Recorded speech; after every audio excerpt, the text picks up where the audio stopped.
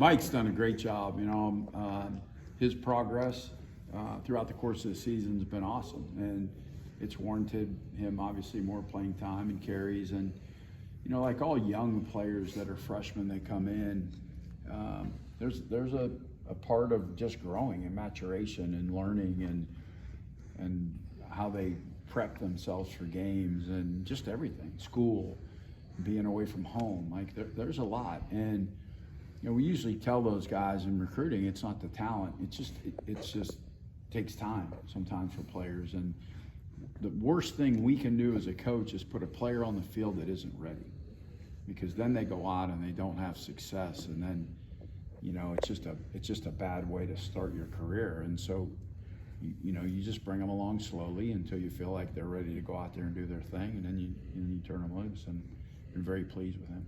MJ said he was going to use the last game as a learning experience, try to get better from it. How does he handle that this week in practice? Yeah, I think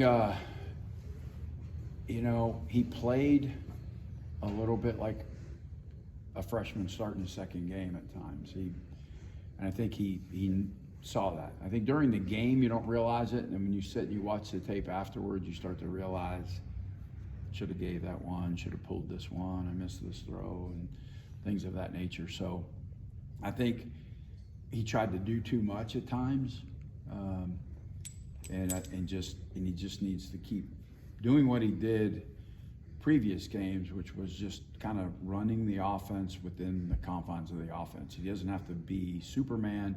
He doesn't have to make incredible plays.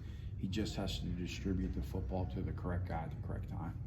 And I think sometimes that's hard. And for a young player that's been a star to come up, I've gone through this before with other young quarterbacks that played. They can get away with those things in high school, and they can't get away with them in college.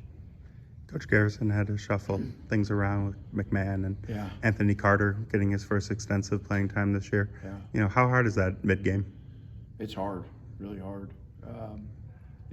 I thought Dylan did an outstanding job for a guy that, he maybe gets 3 or 4 reps every 2 weeks at center, to have to go in and make all the calls, all the protection calls, the run calls.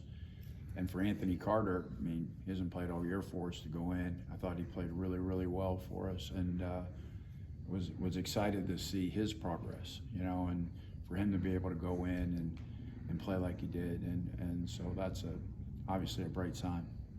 Trey Pennick's also banged up, kind of hung in there in the game Saturday, made some plays while he was banged up. What a tough competitor he is, man. My hat goes off to him, and just the respect you have for that guy, playing through all the bumps and bruises and injuries he has, and the love he has for his teammates in the game. And he just keeps fighting, and he certainly is a difference maker. You can see it.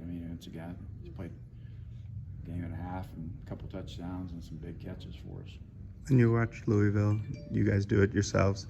It seems like the college football game is send 7 against 6, try to send 8 versus 7. Obviously they blitz and blitz and blitz. Yeah. How difficult is that in college football? Yeah, it's hard. They're kind of feast and famine. You see they get a lot of tackles for loss, a lot of turnovers, a lot of sacks, and they've given up some big plays. And sometimes that happens when you're pressuring a lot. So they're good. They're fast. They can run. They're very multiple in terms of fronts and coverage. So it's going to be quite a challenge for our guys. For running backs and tight ends, how difficult is blitz pickup for them? They're definitely involved in it, much more so than other games that we've been involved in. This will be one that they definitely have to do a good job.